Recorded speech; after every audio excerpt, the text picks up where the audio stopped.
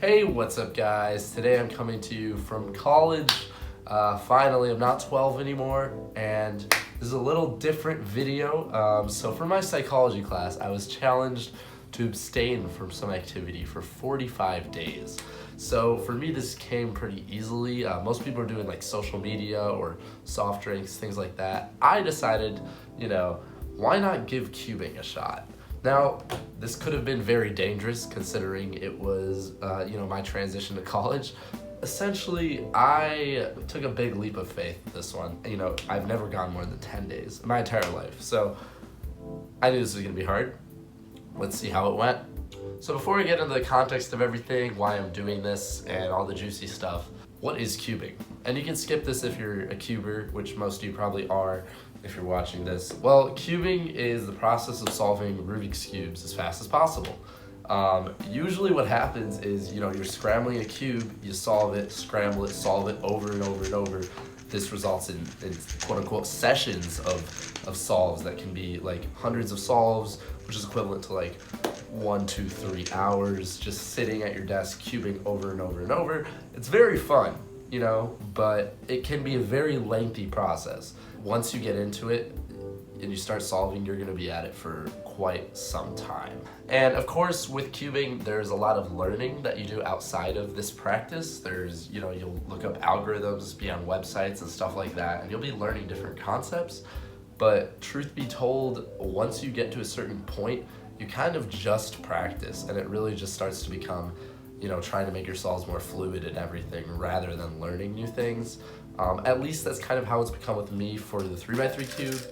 So what are the pros and cons of cubing? Well, first of all, the pros, it's pleasurable. I mean, definitely you get some sort of dopamine release when you're doing it, right? Like you're enjoying cubing when you're doing it. I literally became addicted to it for that reason. Also, cubing works your dexterity and memory. You'll definitely be training your speed when you're drilling algorithms, and you're gonna be using your muscle memory to memorize those. And oftentimes at first it's just straight memory. And with blindfolded solving, you're actually learning a lot of memory methods like audio, letter pairs, and Roman runes. And those concepts can actually kind of apply to academic life. Another pro of cubing is you genuinely feel like you're engaging your brain in some way. I feel like the reason most people cube is because, you're learning something from it and you're beating yourself, you're beating your own records. When you beat your own records, it's an amazing feeling. And when you do it in competition, it's even better. Yes. So, we can't push that off. There are some great things about cubing. However, the issues come when cubing starts to become unproductive. Oftentimes it just becomes an impulsive behavior. I have my cube at my desk, I'm just gonna do it, maybe in one hand, maybe in two, and I won't be focusing on whatever I'm supposed to be doing, and it just, it takes away from my life. And in general, we don't like non-targeted practice, so if you're just solving a cube over and over, and you're not really thinking about any aspect of your solve that you're trying to improve, it's usually pretty unproductive, and you don't get much out of it. Also, cubing can make me late to events, it can make me procrastinate. We all know that if we have, some hobby that we can do at our desk, it's gonna cause problems when we have work to get done. And lastly, when you finish a session that you've been doing for like 2 or 3 hours, you feel pretty exhausted mentally and physically. I mean, your wrists are pretty exhausted, and also your brain, just from all the thinking. And it's not that you're thinking very hard, but it's just you've been focused on a task. Your eyes are kind of, you look and realize there's a whole world other than, this 57 by 57 by 57 millimeter cube.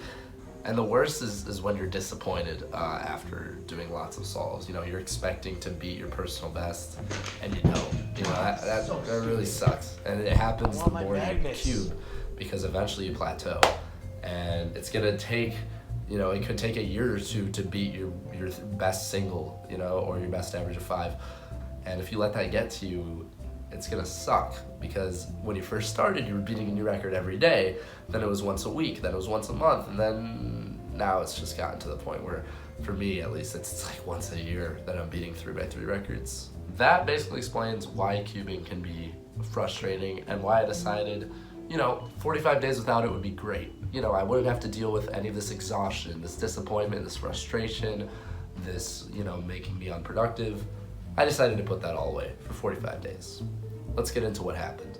So I started on September 1st, 2019, and so the goal was to go until October 17th without relapsing once. So day one, I hid my cubes under my bed and literally would not let myself touch them. It was impossible for me to relapse. But day two, I was already going to my shelf that I used to have my cubes at, and I was looking for cubes to turn. I started already grabbing for them, and I was like, oh my goodness, what is happening? It started becoming a problem. The whole purpose of this was to understand what it's like to be a drug addict, basically, but with something a lot less severe than that. And at that point, I was already like, wait, maybe this is what it's like. You know, it's not there, but you really want it. And I was already feeling that. And had the cube been there, I could have relapsed on day two. We don't know what would have happened. Day three, I started getting frustrated already. It was a tough start. I was doing like sim solves on my keyboard without an actual simulator. So basically, I was typing moves, and I was doing that in class, and I was definitely clearly consciously thinking about cubing. But then I was like, you know what, I just gotta keep myself busy, and you know, after that, the rest of the first week was pretty easy. I just kept myself busy and not thinking about cubing, and you know, I noticed my hands started getting kind of tight because I guess they're used to being used, and then they just started tightening up because they weren't. But mentally though, I was feeling pretty great, not thinking about cubing very much after that first week. That second week, I was also keeping myself busy, but I did watch a few of my own videos of me cubing, and the reason for that was I was editing a video to promote our cubing club here at Duke, which is, you know, pretty bad timing to be starting up a cubing club when you're not cubing, but it's alright. I was watching my own videos, and it just seemed so foreign to see myself holding a cube in my hand and turning it at like 10 turns per second, because I hadn't done that in like 2 weeks, and I was like, whoa, I didn't even know I could do that. It was ridiculous. I didn't think that was me. And then also during that second week, although I wasn't thinking about cubing too much, like those first few days, I started dreaming about relapsing, which was quite odd. I had dreams of being in the library and someone gave me a cube and I started turning it. Clearly, I didn't want to relapse because I felt massive guilt in that dream. So basically what it was telling me is, hey, don't do it. That's what my brain was telling me. But also my brain was reminding me of it, so I don't know what was going on there. But it makes me think, like, are drug addicts dreaming of the drugs that they're missing out on? You know, maybe. And I can understand why now, because if the cube showed up in my dream, maybe something that you were severely addicted to would be more likely to show up in a dream. And then 3 weeks in, I started recording videos documenting my experience. And kind of what I noticed was no longer was I just desiring to do time solves and do a session, because, you know, that's what's fun about cubing. I just literally just wanted to turn a cube in my hand. I was nonstop fiddling around with objects. I was just trying to keep my hands busy at that point. It was crazy that I didn't have a cube to turn. It would feel good to turn a cube. You know, it was for 21 days I hadn't done it. And then as time went on, I started thinking about a lot of aspects of cubing. And I started becoming pretty grateful for it, which is such a good thing for me, that I was able to take pride in what I did and actually understand the benefits of it. I started thinking about blindfolded solving, and I just started thinking of letter pairs and stuff, and I was like, wow, I haven't done that in so long. And I think I'm starting to realize like how amazing cubing is. I felt like once I cubed again, I was gonna be able to do it with more enjoyment than I ever did before. And I just started reevaluating things, because I was like, wow, like cubing was such a massive part of my life. And I started having, you know, not the best days sometimes. Not that they were horrible or anything, but just in my transition to college, I started thinking about like, wow, like maybe if I just had cubed on some of these days, I'd be feeling a lot better. God, I miss cubing. So I could definitely say at this point that cubing was taking a toll on me mentally. Also, I started cubing club here at Duke, along with a peer of mine, and that meant that I had to take my cubes out again, because we were gonna have a meeting and I was gonna bring the cubes there to show everyone. So I did have to touch the cubes for the first time without turning them, which was very difficult. Here's another 3x3. That's my main. Ooh, I'd love that right now. There's my 3x3. And Pira. I don't really care. I don't miss Pira at all. But I did survive that meeting, believe it or not. Here's the footage. So it comes on the top. These people are and then you align. This is so painful. And honestly, like when I saw all these other people cubing, it didn't feel like it was a part of me anymore. It felt so foreign, but at the same time I wanted to do it very badly. And then came September 29th. At this point, all I could think about was the reward, how good it would feel to cube. It was quite strange. I had never felt that way about cubing my entire life. It feels like something I just like need to do, or else like I can't feel good. So it might have been a good thing. I honestly just felt like that whole week, that week 4, things were only getting harder. It's just getting harder. It is not getting easier as time goes by. And eventually I was watching a football game. I was pretty frustrated with the team, and I just went back up to my room and I just can't take this anymore. Like, I just want to cube. It's been a little hard month, a hard adjustment to college. It's been good, but sometimes it's like you just want to go back and do the things that you enjoy the most. So I'm telling myself right now that like this is just, it's gonna be for the better. So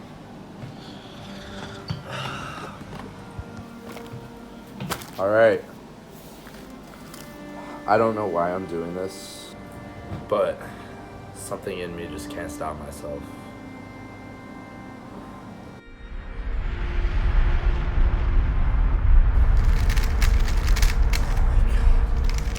Dude, this is so nice. I can't believe it. First solve since I'm done, since stopping cubing. CS timer, I haven't been on this thing in so long. 12 seconds.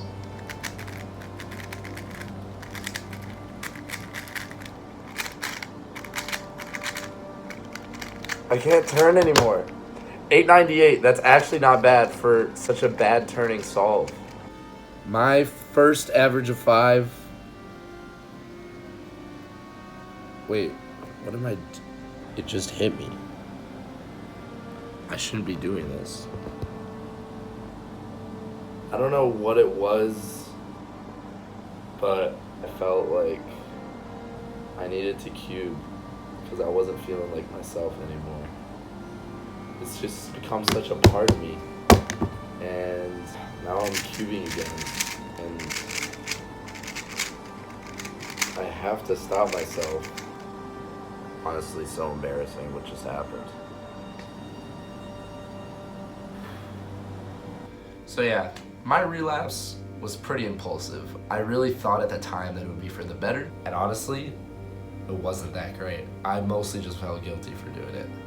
And what ended up helping me for my grumpiness that day was just taking a nap. Instead of putting the blame on the fact that I was tired and hungry, I decided that I needed to cube or else, I don't know. So honestly, after that relapse, it was clear to me that I just shouldn't be cubing. Putting this thing back in here, putting this away. So I didn't have much difficulty for the last 19 days. I just didn't cube. I didn't think about it. I'm feeling a lot better in general in life. So, and I guess that relapse was an eye-opener for me. So I guess it's quite analogous to the fact that, you can't just hard stop from whatever your addiction is. You can't. You need to take it slowly. When you're at an emotional high, which is, it's gonna happen. Your emotions are not like this, they're like this, right? You're more likely to engage in a behavior you're not supposed to do. I mean, that's just facts. That's just what happens. And that is what happened precisely. And, I shouldn't have done it, right? But had I done more controls and transitioned slowly into this, which, that wasn't the point. The point was to see what it's like to hard stop something, right? Had I done that, I think it would have been a lot easier But of course my goal isn't to stop cubing forever, right? And that's kind of why you'll notice people who actually quit cubing, they don't announce I quit. They don't announce I quit and just stop. That never happens, all right? I just know historically with all these cubers who say they quit. So I guess what that shows you is hard stopping is just not realistic. I found that, I am addicted to cubing to some extent because, I associate a good feeling with it. So, it makes sense. If you were to all stop listening to music for 45 days, you'd just be longing to listen to it again. It's just like that. It did show me that, I had some attachment to it, and it's a part of me. Looking at one of my goals, did I become more productive in my daily life? I think slightly, because, I think the balance would be the optimal point, because when I'm not cubing at all, that means that, as long as I'm keeping myself busy, I'll be fine. I won't be thinking about it. I won't be tempted to grab a cube or anything. But the problem comes in when I'm not busy, but I might still be stressed, which is very possible. That's when it's like, it would be nice to just cube a little bit at that point. So I'd say it made me productive in certain situations on certain days, but other days it would have been nice to cube a little bit. So, big picture, what did I learn from this? The only way to enjoy something is just to keep learning and keep growing. Because the problem, I figured this out midway. Like, the reason I wasn't enjoying cubing was just because I wasn't learning anything new. I was doing the same thing over and over. I was getting frustrated. You saw that video where I was complaining about my turning style. You'll never see me teaching you how to turn a Rubik's Cube because I suck at it. I blamed my failure on something completely unrelated. It was, and then I had a bad performance at nationals, and at that point I was just like, crap, cubing is only making me frustrated. It's barely helping me at all. So basically I've decided, hey, I'm just gonna learn stuff again. Do what I did 5 years ago, which was, learn a lot of things for a lot of events. Maybe not as many, like Scoob, I don't care about, but blindfolded solving. I'd love to learn freestyle and stuff like that. So, it just comes down to constantly learning. So at the end of the day, it's not just the end result, it's the journey to get there. So instead of just focusing on my performance at nationals for one particular event, just enjoy the process. Enjoy cubing, learn stuff throughout. Even if what you learn might not exactly apply or be that important, just make it exciting. Because that's the only way you're gonna keep doing it, and that'll actually improve your end result. So yeah, that's kind of it, guys. I appreciate your time. Thanks for watching.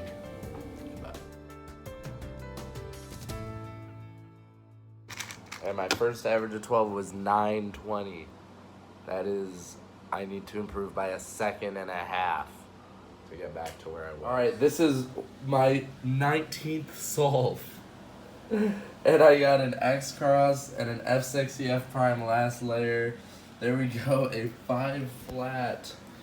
That really revives me.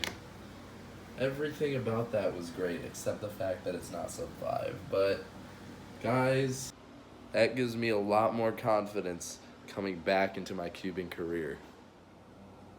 So apparently I just got 2x2 PB average of 12. And I've been cubing for 2.5 hours straight, granted, but only 2.5 hours of cubing, and I already set another PB. And I was going months without PBs before. So I definitely think I reinvigorated my cubing. Wow, 137.8 2x2 average of 12. Pretty happy about that.